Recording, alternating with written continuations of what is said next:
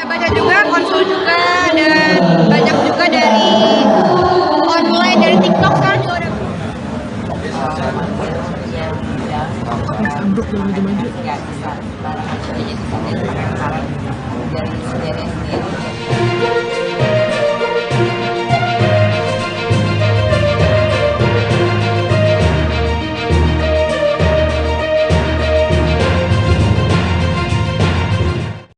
Selamat sore Tribuners, jumpa lagi bersama dengan saya Kusnula Syaifah dalam tayangan berita selebritis di Tribun Lampung. Kami akan menyajikan informasi menarik dan terupdate seputar selebritis tanah air untuk Anda. Dan inilah berita selebritis selengkapnya. Berita pertama datang dari Moana, anak dari Ria Ricis dan Teuku Ryan yang berhasil lolos ke semifinal lomba merangkak. YouTuber Ria Ricis mengikut sertakan putrinya Cut Raifa Aro Moana untuk lomba merangkak pada Sabtu 3 Juni 2023. Dalam perlombaan ini Moana berhasil merangkak sejauh 3 meter dengan catatan waktu 1,5 menit. Adapun peserta lomba merangkak ini adalah bayi dalam rentan usia 6-11 bulan. Sekitar 20 bayi mengikuti acara ini dan pengumuman peserta yang lolos babak semifinal akan diumumkan pada hari Senin 4 Juni 2023 mendatang. YouTuber yang berusia 23 tahun ini menceritakan bahwa Moana sempat berhenti merangkak di tengah jalan. Padahal seharusnya bayi 10 bulan ini merangkak tanpa jeda hingga garis finish. Supaya Moana bisa merangkak hingga sampai garis finish, istri dari Teuku Ryan ini memberikan pancingan. Pancingan yang pertama menggunakan dry ice namun tak mempan, sehingga Ria Ricis mengakali dengan menggunakan kamera depan di handphone. Ria Ricis pun bersyukur dengan adanya perlombaan yang ditumbuhkan anak untuk tumbuh kembangnya ini. Fase merangkak tersebut sebagai fase yang salah satu penting bagi pertumbuhan bayi. Baik Ria Ricis dan Ryan pun tidak mempermasalahkan jika nantinya Moana menang ataupun kalah. Biasa aja samanya kayak yang lain, paling lebih ke banyak dibiarin aja di lantai, banyak dibiarin di matras, jadi nggak sering digendong juga. Ya karena kan anak-anak umur itu banyak pintar gitu ya, jadi dia berpikir sendiri untuk dia mengambil barang itu, jadi dia ngangkat sendiri. Lebih baca ke buku atau konsul ke dokter kayak gitu kan untuk tumbuh kembang parentingnya, lebih konsul ke dokter atau baca buku? Baca-baca juga, konsul juga, dan banyak juga dari online, dari TikTok sekarang juga udah banyak kan parenting online gitu, jadi kita banyak baca-baca aja. Kakak siapa nih Mama masih buat jagain Moana nih setiap harinya? Siapa lebih sering jagain Moana nih? Saya karena saya banyak di luar ya, banyak anak di luar, jadi yang menjaga itu boleh saya gitu. Karena kalau Tadi lihat dari TikTok takut salah parenting sih, takut salah asuh nggak sih, karena mungkin hanya sih karena setiap ibu kan punya parenting beda-beda, nggak bisa disamain juga nggak bisa ngeklaim oh dia benar dia salah, juga nggak bisa. Yang penting kan anaknya baik-baik aja, anaknya nyaman, ya gitu aja deh. Yang penting anaknya sehat, happy gitu kan. Kasih ya. Ya itu tuh kayaknya operasinya nggak tahu masih kerja atau kosong karena harus rest sebulan.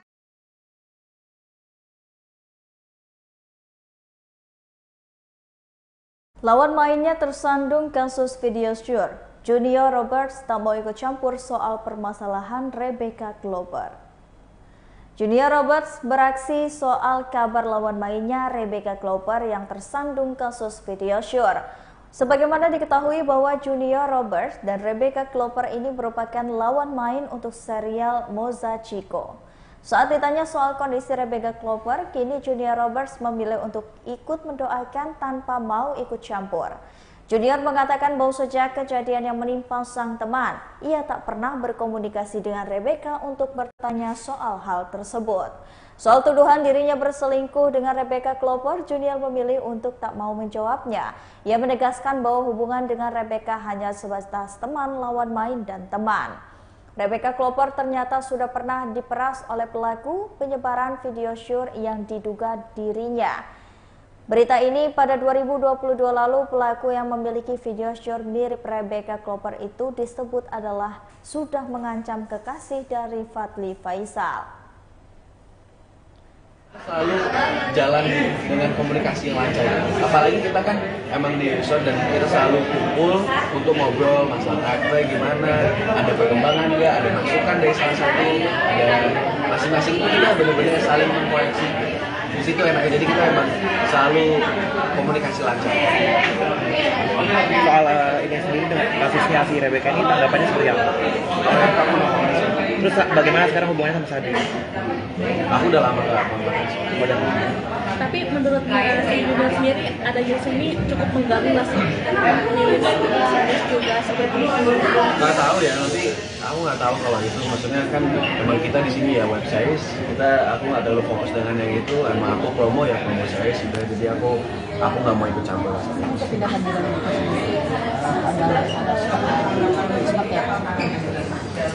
Nah itu juga aku nggak tahu sih.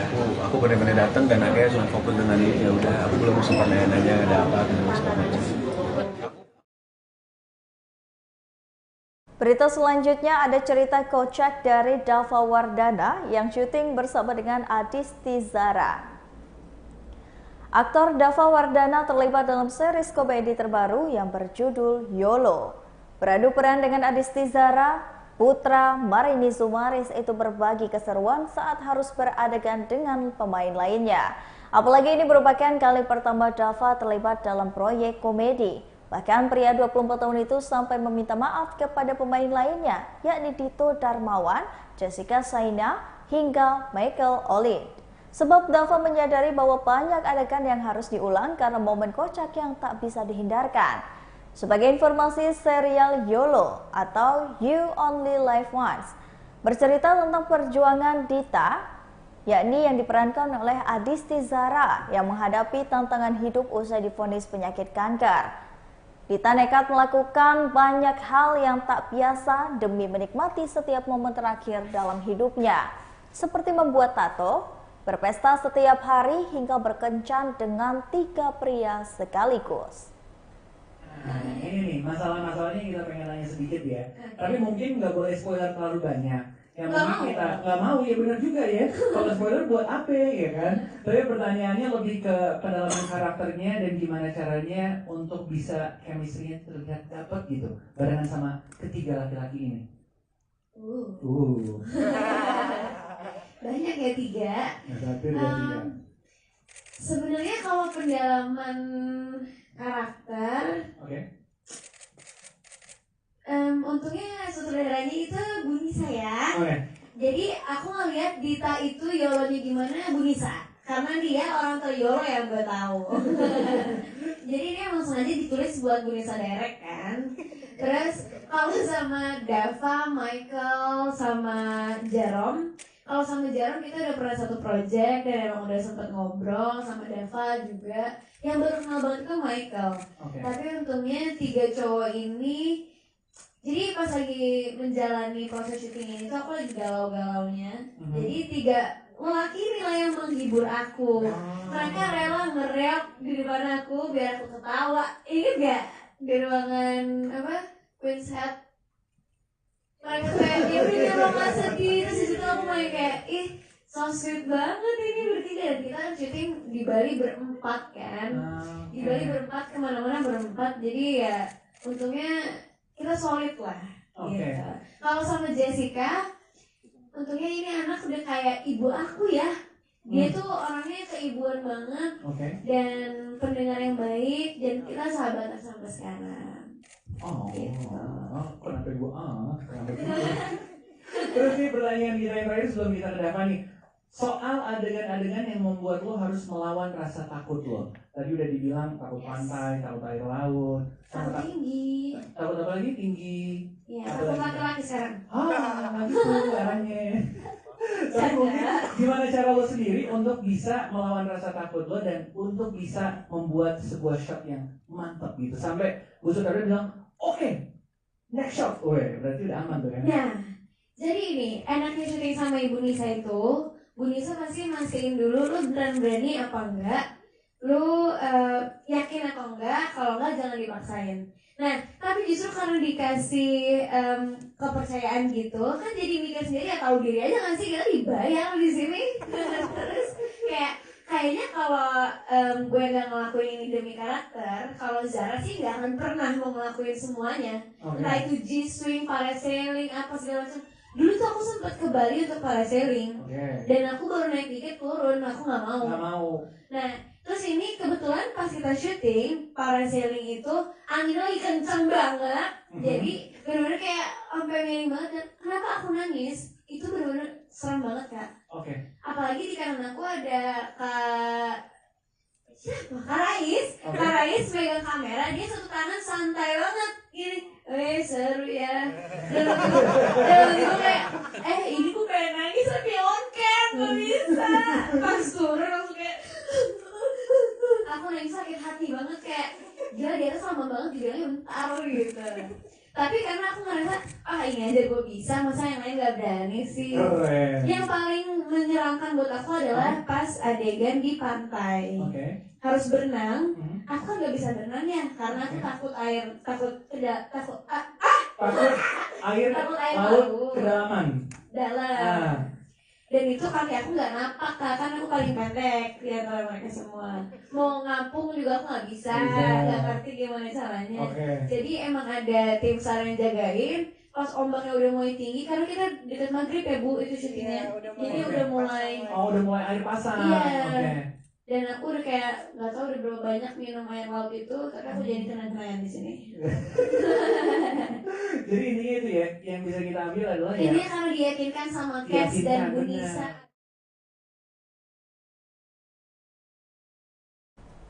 Berita selanjutnya datang dari Nagita Slavina yang kini menjadi tim GG Elisa di saat Raffi Ahmad melawan Desta di lagi-lagi tenis. Nagita Slavina kini berada dalam satu tim bersama dengan GG Elisa dalam pertandingan lagi-lagi tenis yang akan digelar di Tenis Indoor Senayan pada Sabtu 24 Juni 2023. GG Elisa dan Nagita Slavina ini berada dalam tim Gigi GG yang akan melawan Nia Ramadhani dan Luna Maya. Nagita Slavina pun curhat dipaksa Raffi Ahmad untuk ikut dalam kompetisi ini. Namun berbeda, kali ini Nagita Slavina bersama GG Elisa harus berkompetisi melawan Luna Maya dan juga Nia Ramadhani. Nagita pun seolah tertarik dengan hadiah berupa piala yang memiliki hiasan butiran berlian. Begitupun dengan GG Elisa yang menyambut hangat kompetisi ini dan berada di satu tim dengan Nagita Slavina. Sekarang lagi bisa lah masuk yang besar targetnya. Dan di tahun ini kita kemarin berkolaborasi bekerjasama dengan salah satu atlet nasional yaitu Rifki ya, akhirnya di bawah naungan Rans kita sudah kurang lebih 6 bulan berhasil kemarin menyemangati Rifki. Akhirnya Rifki menjadi juara, mendapatkan gold medal di SEA Games.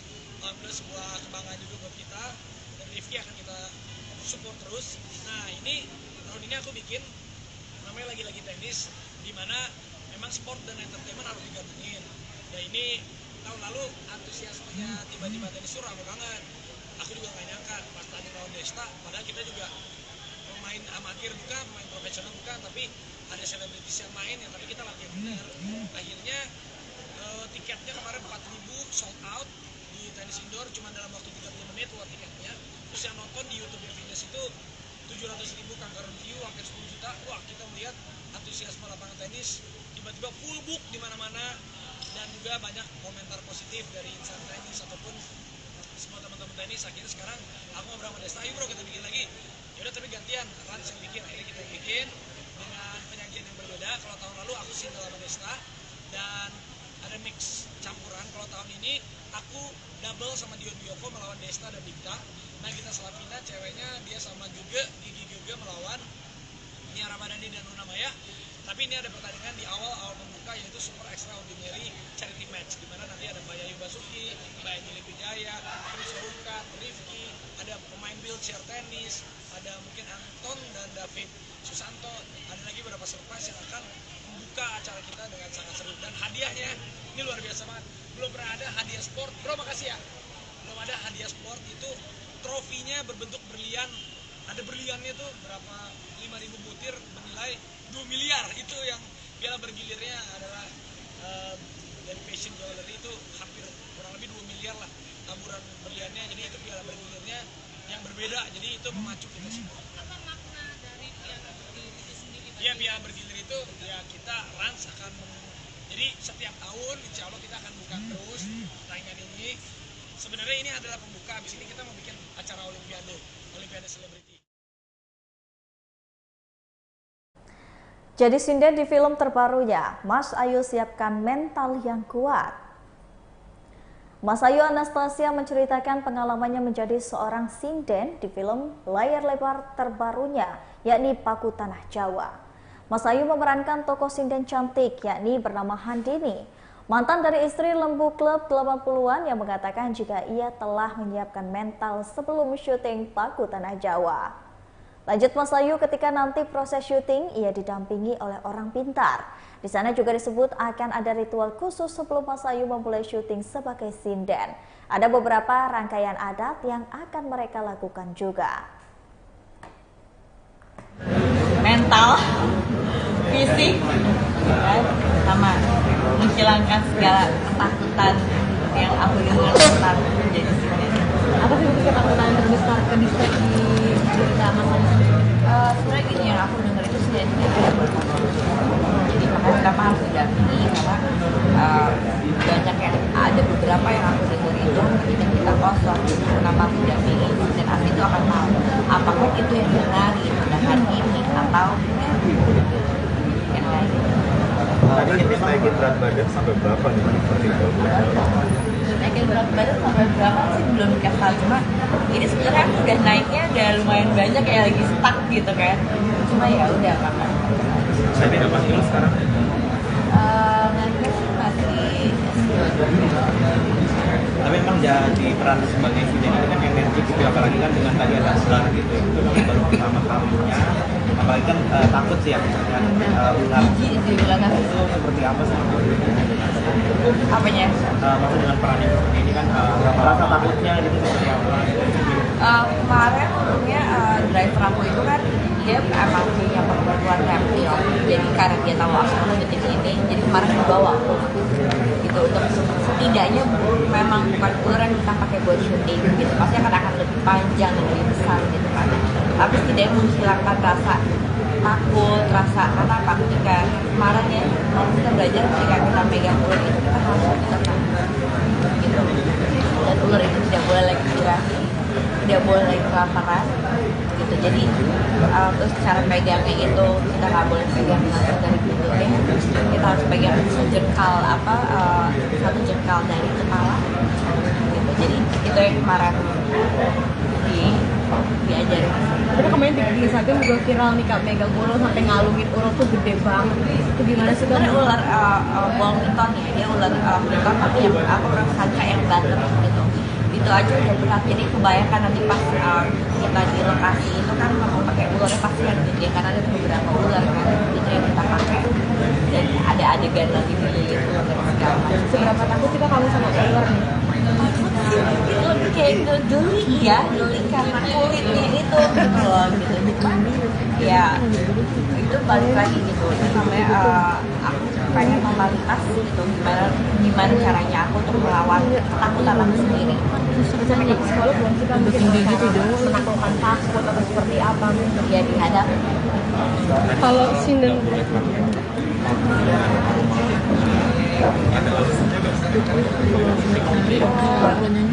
aku belum mendapatkan jawabannya, cuma dikasih tahu tidak boleh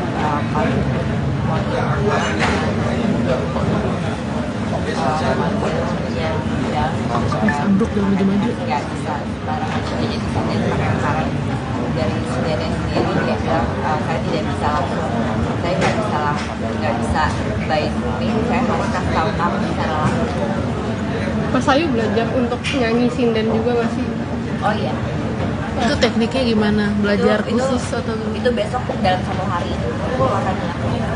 Dan ketika pas misalkan scene aku, kita kan ada beberapa hari ya, misalkan kita kan semua scene-nya kan ya bilang hampir sama, jadi sekalipun.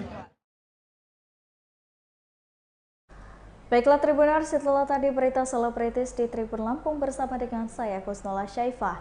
Jangan lupa untuk terus saksikan video selengkapnya di YouTube Tribun Lampung News Video, Facebook Tribun Lampung, Instagram Tribun Lampung, dan juga TikTok Tribun Lampung untuk bisa mendapatkan informasi terupdate lainnya. Selamat sore dan sampai jumpa.